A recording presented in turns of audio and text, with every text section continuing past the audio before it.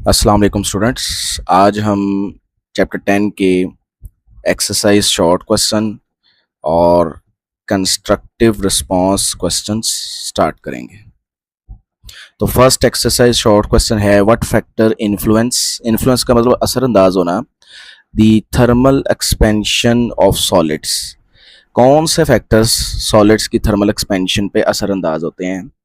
Factor that influence the thermal expansion of solids are the follow: length of the objects. तो students हमने thermal expansion में ये study किया था कि चेंज इन लेंथ जो है वो ओरिजिनल लेंथ के डायरेक्टली प्रोपोर्शनल होती है। तो किसी ऑब्जेक्ट की अगर लेंथ ज़्यादा होगी तो थर्मल एक्सपेंशन भी उसमें ज़्यादा होगी। Change in temperature, high temperature causes greater expansion, ज़्यादा टेम्परेचर होगा तो ज़्यादा एक्सपेंशन होगी।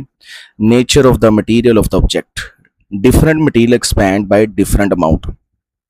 तीसरा फैक्टर जो है वो मटेरियल की नेचर पर डिपेंड करता है, यानी कि अगर हमारे पास दो मटेरियल्स हों लाइक आयरन एंड कॉपर, तो वो दोनों डिफरेंटली जो है वो एक्सपैंड करते हैं, तो उनकी एक्सपेंशन मुख्तलिफ होती है।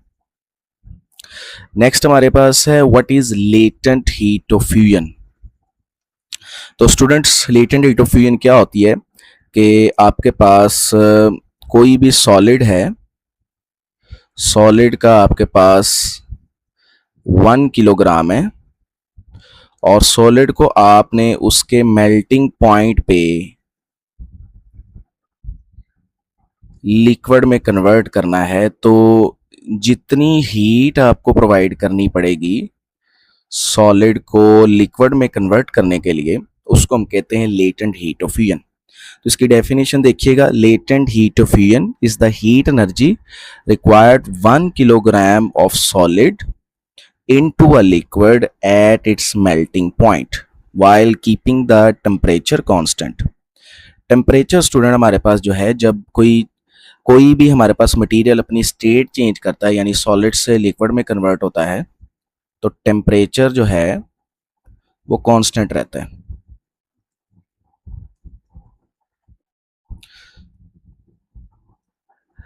फॉर्मूला स्टूडेंट्स का है Q is equal to MLF according to your book. Unit, SI unit of latent heat of fusion is joule per kilogram। Example, latent heat of fusion of ice is 3.36 multiply 10 raised power 5 joule per kg। Student इस इतनी length अगर आप रखेंगे तो आपको फिर ही board में 2 marks मिलेंगे। क्वेश्चन नंबर 10.3 एंड 10.4 है how do different material exhibit varying thermal expansion behaviour. Material का, डिफरेंट मटेरियल्स में जो थर्मल एक्सपेंशन होती है वो डिफरेंट क्यों होती है? Different material expand differently because each material has unique atomic structure and bonding strength। यानी कि स्टूडेंट हर मटेरियल का जो एटॉमिक स्ट्रक्चर होता है और उनके दरमियान जो बॉन्ड्स होते हैं वो डिफरेंट होते हैं। स्ट्रॉन्ग बॉन्ड्स रेजिस्ट एक्सपेंशन, वो मटेरियल जिनमें बॉन्ड्स ज़्यादा स्ट्रॉन्ग होते हैं उनमें एक्सपेंशन कम होती है, while the weak bonds allow more expansion for the same temperature changes. अगर स्टूडेंट हम बात करें सॉलिड तो वो कम एक्सपैंड करते हैं क्योंकि उनमें बॉन्ड ज़्यादा स्ट्रॉन्ग होते हैं, जबकि अगर हम लिक्विड्स की बात करें तो उसमें एक्सपेंशन जो है वो ज़्यादा होती है क्योंकि उनमें बॉन्ड जो है वो वीक होते हैं। इसके बाद हमारे पास है how does evaporation contribute to cooling process in everyday life. Evaporation plays key role in cooling. It helps in drying wet clothes and cools our body through sweating. This process cools the liquid down because higher energy molecule escape, leaving behind cooler molecules, lower energy molecules। तो student evaporation में ये होता है कि high energy molecules जो हैं वो liquid की सरफेस को छोड़ के एटमॉस्फेयर में चले जाते हैं और पीछे जो है वो लो एनर्जी मॉलिक्यूल्स रह जाते हैं। तो लो एनर्जी मॉलिक्यूल्स का मतलब है कि लो टेम्परेचर, तो इस वजह से जो हमारे पास लिक्विड होता है उसका टेम्परेचर कूल डाउन हो जाता है और इवेपोरेशन जो है वो कूलिंग प्रोड्यूस करती है। नेक्स्ट हमारे पास है short question 10.5 what is the latent heat of vaporization and how is it calculated. तो स्टूडेंट इसकी बहुत ही सिंपल ये है कि आपके पास कोई लिक्विड है, एनी लिक्विड, उसका आपके पास 1 किलोग्राम है और आप उसको उसके बॉइलिंग पॉइंट के ऊपर रहते हुए लिक्विड को वेपराइज करना चाहते हैं या गैस में कन्वर्ट करना चाहते हैं, तो जितनी आपको हीट प्रोवाइड करनी पड़ेगी उसको हम कहते हैं latent heat of vaporisation.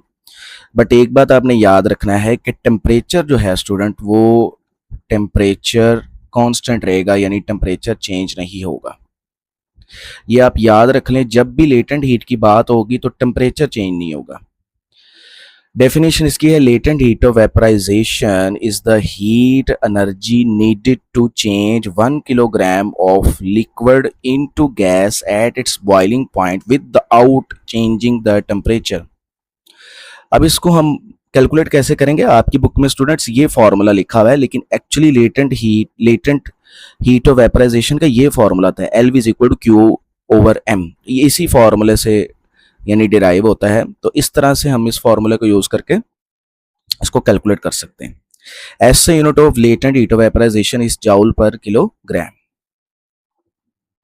Next हमारे पास है कंस्ट्रक्टिव रिस्पॉन्स क्वेश्चंस।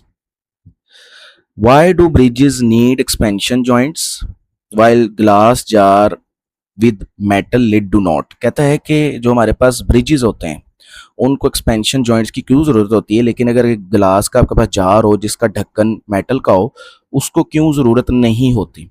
तो स्टूडेंट याद रखिएगा, जो स्ट्रक्चर जितना बड़ा होता है उसमें जो उसकी लेंथ में चेंज आता है वो उतना ज़्यादा आता है। अब जो ब्रिज है वो बहुत बड़ा स्ट्रक्चर है, उसकी जो इनिशियल लेंथ है स्टूडेंट वो बहुत ज़्यादा है। तो हम तो पढ़ चुके हैं पहले से ही कि जो चेंज इन लेंथ है वो इनिशियल लेंथ के डायरेक्टली प्रोपोर्शनल है। जितनी इनिशियल लेंथ ज़्यादा होगी, चेंज इन लेंथ उतनी ज़्यादा होगी, यानी एक्सपेंशन उतनी ज़्यादा होगी। तो वहाँ पे स्टूडेंट्स हमें एक्सपेंशन जॉइंट्स की ज़रूरत पड़ती है, अदरवाइज ब्रिजेस जो हैं वो क्रैक हो सकते हैं, बेंड हो सकते हैं।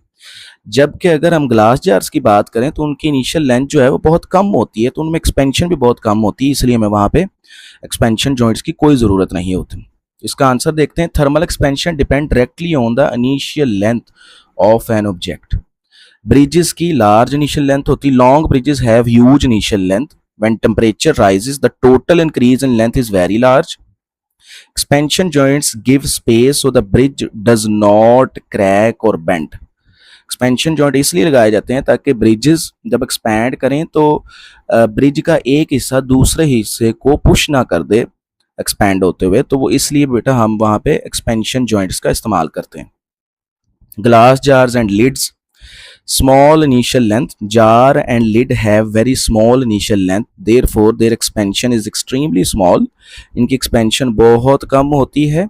and negligible का हम इसको नज़रअंदाज कर सकते हैं, so no joints are needed।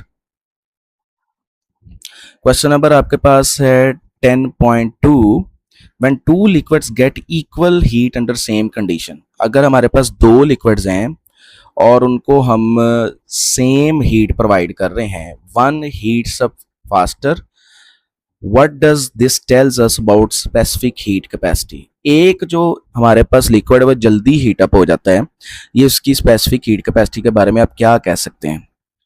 तो स्टूडेंट्स, स्पेसिफिक हीट कैपेसिटी हमारे पास क्या होती है, इसको थोड़ा सा अगर आप अंडरस्टैंड कर लें तो आपको यानी कि समझ आ जाएगी। स्पेसिफिक हीट कैपेसिटी ये होती है कि आपके पास कोई लिक्विड है, 1 किलोग्राम है उसका मैस आपके पास, आप चाहते हैं कि उसका टेम्परेचर 1 केल्विन और 1 सेल्सियस इंक्रीज हो जाए, तो जितनी आपको हीट देनी पड़ती है वो होती है स्पेसिफिक हीट कैपेसिटी। अब जो लिक्विड जल्दी गर्म हो जाता है उसकी स्टूडेंट्स हमारे पास स्पेसिफिक हीट कैपेसिटी बहुत कम होती है, यानी उसका 1 केल्विन इंक्रीज करने के लिए आपको कम हीट प्रोवाइड करनी पड़ती है। तो इसका आंसर देखिएगा, the liquid that heats up faster has lower specific heat capacity. Low specific heat needs less heat energy to increase its temperature quickly. High specific heat needs more heat energy to rise its temperature, so it heats up slowly.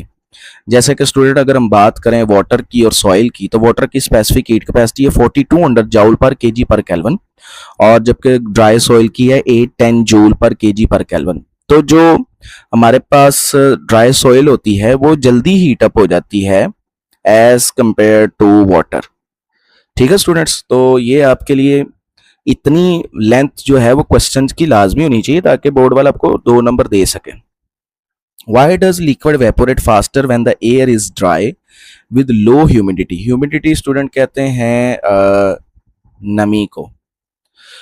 तो वो पूछ रहा है कि जो evaporation होती है वो ड्राई एयर में फास्टर क्यों होती है, क्योंकि ड्राई एयर में नमी कम होती है। तो dry air has low humidity, dry air में नमी कम होती है, यानी कि उसमें वाटर के वेपर्स कम होते हैं, meaning there are few water vapour molecule in the surrounding air. This allows liquid molecules to easily escape from the liquid surface into the air. In humid air, water vapor already present slows down evaporation, thus evaporation is much faster in the dry air. Student होता ये है कि अगर आपके यानी कि आपके पास ऐसी हवा है जिसमें नमी बहुत ज़्यादा है, तो उसमें वाटर के वेपर्स पहले ही ऑलरेडी इतने ज़्यादा अवेलेबल हैं, तो वेपोरेशन कम हो जाती है। लेकिन अगर ड्राई एयर है तो उसमें वाटर वेपर्स कम होते हैं, उनकी कंसंट्रेशन कम होती है, तो वेपोरेशन जो है वो ज़रा फास्ट होती है। कंस्ट्रक्टिव रिस्पॉन्स क्वेश्चन 10.4 है आपके पास। When a piece of ice melts the temperature does not increases even though heat is supplied, where does the energy go and why isn't this important to change? तो student इसका जो relation है वो है latent heat of fusion से। अगर आप उसकी डेफिनेशन एक दफा पढ़ लेंगे तो आप इसको क्वेश्चन को आपको आसानी से समझ आ जाएगी। अब वो कहता है कि आइस जो है जब मेल्ट होती है तो उसका टेम्परेचर इंक्रीज क्यों नहीं होता, रीजन बतानी। इसलिए नहीं होता, the heat energy supplied is use entirely to break the bonds. वो एनर्जी जो हीट एनर्जी की फॉर्म में हम प्रोवाइड कर रहे हैं वो बॉन्ड्स को ब्रेक करने में यूज हो जाती है between the ice molecules rather than their increasing there movement. ये मूवमेंट क्यों, क्योंकि जितना ज्यादा मॉलिक्यूल्स मूव करते हैं ना तो टेम्परेचर उतना ज्यादा इंक्रीज होता है। लेकिन जब यानी कि आइस मेल्ट हो रही होती है तो बॉन्ड्स ब्रेक हो रहे होते हैं, मूवमेंट इंक्रीज नहीं हो रही होती, तो टेम्परेचर जो है वो कांस्टेंट हो जाता है। This energy is called latent heat of fusion. इस एनर्जी को हम लेटेंट हीट ऑफ फ्यूजन कहते हैं। It is important to convert ice into liquid. ये इसलिए इंपॉर्टेंट है क्योंकि ये आइस को लिक्विड में कन्वर्ट कर देगी, वाटर में, at constant temperature at 0 degree. 0 degree जो है स्टूडेंट्स ये मेल्टिंग पॉइंट होता है हमारे पास आइस का। तो जब स्टेट चेंज होती है तो टेम्परेचर चेंज नहीं होता। ये ग्राफ भी साथ बना हुआ है, ये आपकी बुक में भी है, तो आप इसको देख लीजिएगा। ये वैसे ज़रूरी नहीं है कि आप साथ लाजमी बनाएं। फिर कंस्ट्रक्टिव रिस्पॉन्स क्वेश्चन है, why do electric transmission wires sag. Sag का मतलब ढीली, in summer and tighten in the winter. तो विंटर्स में वो टाइट क्यों हो जाती है स्टूडेंट। एक ही बात है, गर्मियों में जब ज़्यादा टेम्परेचर की वजह से जो आपके पास ट्रांसमिशन वायर्स होती, तारें होती है, वो हीट अप होती हैं, उससे उनकी लेंथ इंक्रीज हो जाती है, तो वो ढीली हो जाती हैं। जबकि सर्दियों में ठंड की वजह से उन्होंने कॉन्ट्रैक्ट करना होता है तो लेंथ डिक्रीज होती है, तो इसलिए वो टाइट हो जाती हैं। यही एक रीज़न है। In summer high temperature causes the metal wires to expand, increase in length, making them sag and hang lower. In winter cooled what temperature causes the metal wires to contract. सर्दियों में ज़्यादा कम temperature होने की वजह से उनकी length decrease करती है, मेकिंग देम शॉर्टर एंड टाइटर। क्योंकि लेंथ डिक्रीज हो रही होती है इसलिए वायर्स की लेंथ वो टाइट हो जाती हैं। ये रीज़न हमारे पास स्टूडेंट्स होती हैं।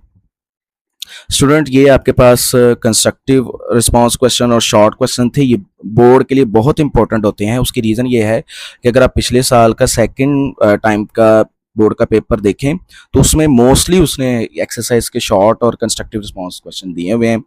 आई होप स्टूडेंट आपको समझ आ गई होगी। प्लीज़ अगर आपको समझ आए तो आप लाजमी कमेंट बॉक्स में लाजमी मुझे बताइएगा, और अगर आपको समझ आई है तो आप लाजमी सब्सक्राइब भी कीजिएगा।